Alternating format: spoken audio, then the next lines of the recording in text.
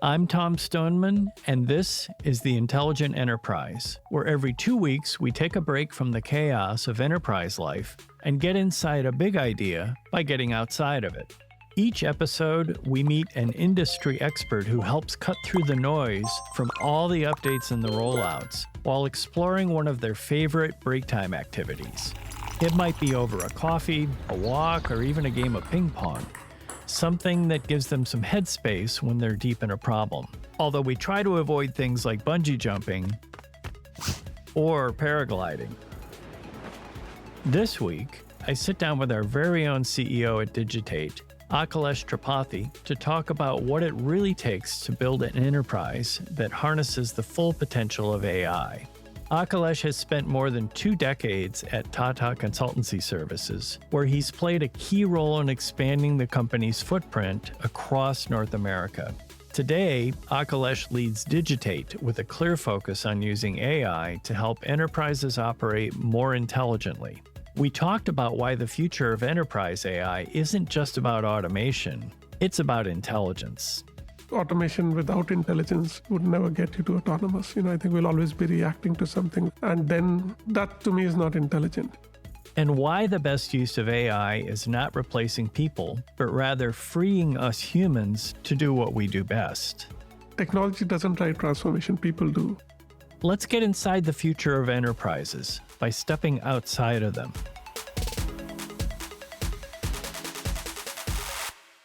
Welcome, Akhilesh. Thank you, Tom, for having me, and thank you for all the kind words. So this is going to be a fun session. We're going to start off with something that's not tech, but something we talk to all of our guests about, and that's what do you do outside of the office to kind of clear your head? I do many things in sports, but my favorite is probably ping pong. It's a good way to reset. I find it's a lot like human brain. There's a lot going on, fast reflexes, a lot of action, but you're still around a table. So there's a calm outside. And that's the aspect. It allows you, it serves as a good distraction from whatever is going on and, helps you clear up your head. Well, I knew the answer to that one because there's a ping pong table right in the office. Right. And of course, I work at Digitate. So. And if you remember, we moved it from the other side of the office to bring it closer to where I work. I remember. Yeah, in fact, I remember there were ping pong tournaments, actually. Right.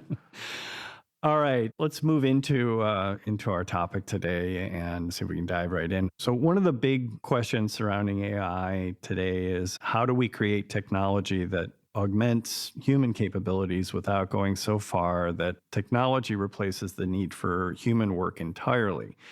Do you feel that both AI and humans are thriving together today? I absolutely believe in that. I did a blog some time ago on how humans and AI will shape the autonomous enterprise, where I talked about achieving, let's call it delicate balance, where technology augments human capabilities rather than replacing it. In my view, if it's done right, I think the synergy accelerates innovation and empowers, people's value to focus on creativity and high-value work. If you think about today, the hiring, I don't quite remember where I was listening to this, but they said that, the order of hiring is experienced professionals, so tech professionals, who have a good understanding of AI, followed by fresh college grads with good understanding of AI, followed by experienced professionals who don't know AI, followed by college grads who don't know AI. So you can already see that, I think human and AI together, that skill is more in demand. And if you look at, the current crop of vibe coding tools, everybody's talking about how what used to take 5 months now takes less than a month. And, I think the creativity and the pace at which you can innovate and you can build new things is just staggering. It's an early sign, and we have not even started scratching the surface of what is possible.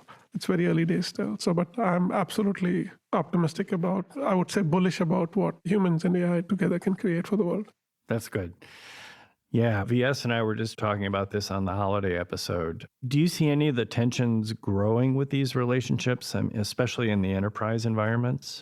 Yes, there is a tension. And I think tension normally comes from, in my view, lack of transparency and lack of communication, right? So there is a fear of displacement or lack of clarity of what the next role would look like, or if people don't know that, I think, don't feel the comfort that by creating this, they have other possibilities. That's when I think, this tension comes into play. So if enterprises who are communicating that AI tool is for augmentation and it's not for replacement, and they're investing in reskilling employees, they're making them empowered to do more with AI, and they're encouraging them to kind of drive with the ideas and do high level work, they'll not feel threatened. And if they don't feel threatened, the tension will go away. Just to go a little bit deeper into that, what do you see as fundamental pillars for success with human AI collaboration? 3 or 4 things come to my mind. Number one, I think this clarity of vision is important. The clear understanding of where we are going to apply AI or test with AI, knowing where it has its limitations, knowing where there's a human strength, and how we are going to augment, AI to bridge the gap. I think that clarity of vision, because, that gives directionality, that gives comfort, a lot of things that goes with it. I think trust is important. Trust both in between kind of, in that relationship, but also what AI can or cannot do, and how do we trust what comes out of AI. So the notions around explainable AI, augmented intelligence, ethics, the narrow application to minimize hallucination, etc., to build trust. I think those are important. I think talent transformation and building a learning organization is important, because AI is not just, it's new, it's changing very rapidly. So continuous reskilling of people, teaching them, training them how to use AI effectively, and doing that continuously over and over, I think is important. I always think that, and especially in technology, it's always about people, process, and technology. In this case, if technology is given, I think the people and process are the other 2 elements. So change management around process and change management around people are equally important, because if we don't change manage people, then this risk and concern comes in. So yeah. I think it has to all go together, in my view. I know it's important, just, working at Digitate, that you spend a lot of time, I think, making sure that people work towards their passions, right? Right. That they are doing something they like to do. Do you see your approach to that changing at all next, with AI coming so quickly and just changing things so rapidly? Not really. I think there are 2 other things that I attach to passion. I think, I always feel that as the conviction brings passion, I think it aids into, if you strongly believe into something, it's very easy to feel passionate about. And conviction and passion together brings intensity, which is required to succeed. So I think it's very easy to get passionate about AI, in my view. Yeah. It's very easy to get convinced about it, because I think, there's so much that's going on, and there's so much. I think it's probably one technology that I have not heard at any level, whether it's at home with kids, with my wife, or whether it's work, or whether it's board. I think whether it's an IT executive or a chairman of a company, everybody believes in it. And we can easily see why. So I think, I think it's very easy to get excited about it, and it's very easy to apply. Yeah. I think there's that gap, right? Where I was listening to a podcast yesterday, and they were talking about that this person's opinion was that there wasn't anything close to this except for when automobiles got rid of horse and buggies. Right. And everybody was freaking out then too, that, well, what am I going to do? I only know how to build these, horse and buggies. I only know how to drive these things. But then, as we all know, new jobs got created very quickly. I mean, this all happened within just a few years, right? And so do you feel that's kind of the same thing that's going to happen here? I think it's more than that, in my view. I mean, you took a great example, right? I think, when steam engines happened, we were only talking about how to produce better in factories and maybe shale across the ocean. And automobiles allowed that probably to do that. I think it's your internal combustible engines and what we can do on the road. And the next version of jet engines with solid fuels, you could probably go outside the planet. And so I think, that evolution is, the humans are good at constantly pushing the boundaries and exploring. But in my view, AI is kind of, I remember just many years ago listening to Andrew Ng, and he said that, AI is the new electricity. I think it's, in my view, it's a lot more pervasive. It touches pretty much everybody's life in some way or the other, much more so than automobiles did.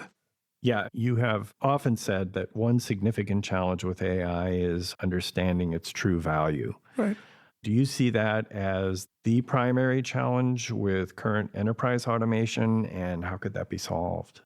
Yeah, I think the enterprise Talking about enterprise automation, I think the bigger challenge is the silos that exist. And automation historically had been, I think, without intelligence, it has been more like a conveyor belt principle based. So it's more task based and narrow, and so it doesn't give you the benefit that you need. Tools don't talk to each other. And the moment we start thinking about context, then the notion of intelligence in AI comes into play. You apply context to a situation, you get better sense of, you can provide actionable insights. And that allows you to be much more holistic in your approach towards automation. So if you want to create an integrated platform and focus on end-to-end process rather than isolated tasks, or if you want to go, let's say, what we say in operations world, ticketless, for example, then the role of AI becomes that much more bigger. And that's something that we focus on as a company. That's where we are putting our energy to build products and services to push what we call the autonomous enterprise journey. Because in our view, the word autonomous and enterprise both are important. But autonomous is automation with intelligence. It's more about eliminating something first and then automating and optimizing. And enterprise is about how do you make an impact, which is enterprise-wide. So in my view, I think, whenever we need to think about it, enterprise is about thinking end to end. And automation without intelligence would never get you to autonomous. I think we'll always be reacting to something, waiting for tickets. And then that to me is not intelligent. Intelligence is predicting something and avoiding it from breaking. And AI has a huge role to play.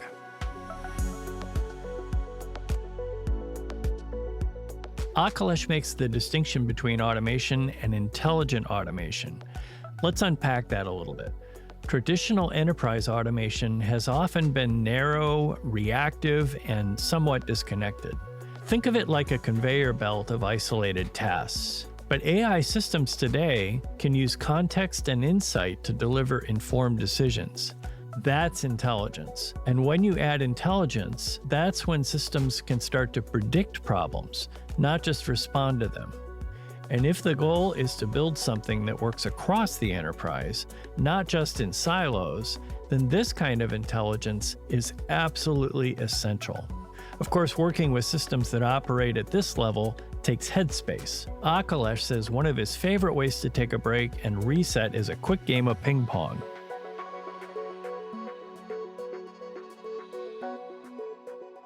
Can you, Akhilesh, talk me through how ping pong helps you work through daily problem solving, if it does, or do you just do it to just enjoy it and have fun? I enjoy it. It's probably one of the fastest games, right? That requires very high reflexes. And yet you're like just around the table. It doesn't feel physically as excruciating, even though there's a lot of dynamic flow. And I always draw parallel to brain. There's a lot going on in your head, but from the outside, it's not visible what's going on. And so I always think that, to calm the mind, it's a good game to play because of the pace and I think, reflexes that is needed. You get distracted very quickly. And it just kind of, and you don't feel exhausted at the end of it either. So you can, leaves you with enough energy, play a game, get out and just reset. So I kind of like it. And, I can play for hours if I have to. But in the office, mostly, if I need to take a break, go ahead, play with somebody, finish a game, come back. So I think I should probably take some time and find somebody in the office to teach me. I mean, the table's right behind me. I mean, I don't have any excuse, right? But don't you find it? I mean, we're so close to you. I think that just the sound of it is meditating. It's like meditating. It's a very soft, the ball on the table. No, I don't know if I agree entirely. I find it very soothing, actually. I put my earbuds in. Yeah, so you have to like the game, I guess. But I find it very soothing.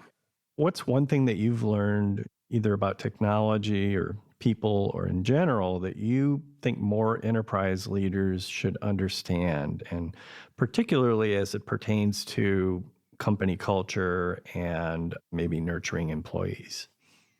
Technology doesn't drive transformation, people do. Technology enables you to accelerate it, achieve the results, drive consistency, etc. So I always feel that, I think, what problem we're trying to solve, prioritizing change management, and building a culture alongside this whole tech adoption kind of has to go together. And quite often people think about, I bring this technology, it will do the XYZ to me. I think it's always the other, this is what I'm trying to achieve, what technology can help me get there faster, better. And in the context of my enterprise, my people, my team, I think it's probably the right way to think in my view. So just to go a little bit further on that, who do you think will drive the future of AI in enterprises? It's everyone, actually. So given the pervasive nature of technology and the power it holds, I think, in my view, everyone has to take that sense of ownership that what is it that I can do with it to push the boundaries. Everybody would be a technologist in some sense. And, I think the more we get into this zone of what I call, using AI as an operating system, then everybody thinks like that and the application comes to everybody's mind and everybody applies in their own domain the way they seem fit. What would that look like? How would that relationship change? I think that's still evolving. It's too early to say, but it's very clear to me that it's not technology for one group or one function in any enterprise. So, Akhilesh, as someone who, you're right at the forefront of AI. Is there any part in your life where you'd prefer a more human touch over AI, or even a part of your life where you think it should be AI free? Yeah, I think anything that is human or humane, I would think. So empathy, how you feel. And, I think when I'm with my dog, I don't want AI around. I don't want an AI pet, for example. That's me. Social connections, I still feel it's more personal. I think I still think that I get to know a lot by just making an eye contact and shaking hands than being virtual. Vacation, of course, I would love to I do use AI for planning, but when I'm there, I don't want any AI around me. I want to soak the nature the way, in its purest form. Spirituality, meditation. So, these are things which are very innate who we are. And I think I haven't seen anything which has changed my mind to bring AI in it. I agree with all of that. This last thing I'm going to ask you is actually your question. And we've kind of coined it as a question we ask everybody on the podcast so far. Can you think of something or anything that has not been done before that AI will allow us to do, something that no one could have imagined? I don't think we have touched the first principles yet, right? I think, what I mean by that is that a lot of things that we're currently thinking or imagining with AI are, our current problems and current way of doing things, and we're thinking how AI can do it better or faster. If you go back in history, when internet happened, everybody wanted to put their website up. And then a certain company called Amazon came along and we said, oh, e-commerce is possible. And we realized e-commerce was possible only because there was internet. And of course, many applications followed. Similarly, when the apps came in, and I think, everybody was trying to put information or making the web information available because of the ubiquitous nature of the phone at your fingertips. But gig economy completely changed. It was only possible with smartphones in your hand. In my view, I think, what is that application with AI?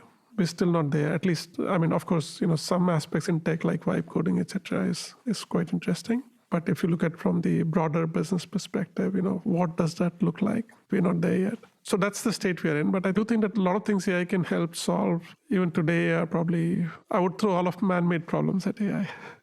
So, for example, I would try to see if AI can solve my traffic problem, or can it solve the climate problem, or can I solve the next pandemic problem and create a cure before anything happens because it can forecast and do something. But yeah, I think, the first principle of, what is possible only with AI and would not have been possible any other way. I would love to imagine that and see if we can do something with it, but I don't think we're there yet. So that would be truly transformative and extremely powerful in my view. And that will also eliminate a lot of this fear about human versus people, because that will create its own ecosystem and jobs of new kinds, etc., which we haven't seen yet. Yeah, I think this upcoming year is going to be amazing. Things we were talking in one of the previous ones here about the changes happening in the music industry. Right. Where, you've seen, there's bands out there now that people didn't know they were AI, but they love them, right? They actually like them. Right. And it doesn't bother people so much once they get used to the fact, so I think that's just the beginning. I think when artists start to interact with this, I can just see some incredible things happening. Yeah. No, and I think also as humans, we have shown enormous resilience and appetite to embrace change. I think my kids, if I tell them that there was no internet when we were growing up, they just can't believe it. I think, the kids who were born after smartphone is the same. And I think the same would happen with AI. I think, it will be such a natural part of life that they'll build upon it. This has been a great episode. Thank you so much for taking the time to join us, and we will hopefully have you back again very soon. Thank you, Tom. I look forward to it. One of the things that stood out to me from this conversation is the idea of first principles. For now, most of what we're doing with AI is focused on improving what already exists. Faster processes, better outputs, and more efficiency. And there's value in that. But Akhilesh says that real transformation will happen when we stop asking what AI can do for our current systems and start imagining what can be done only because of AI. That's where we will see the next generation of enterprise value. And remember, technology doesn't drive transformation. AI might be the catalyst, but it is people who will decide where we go next. So take care of yourself and take care of your team. Maybe start by grabbing a quick game of ping pong. Thank you for listening to The Intelligent Enterprise, a podcast where we get inside big ideas by getting outside of them. I've been your host, Tom Stoneman. Please remember to follow the podcast and leave a comment or review wherever you get your shows. See you next time.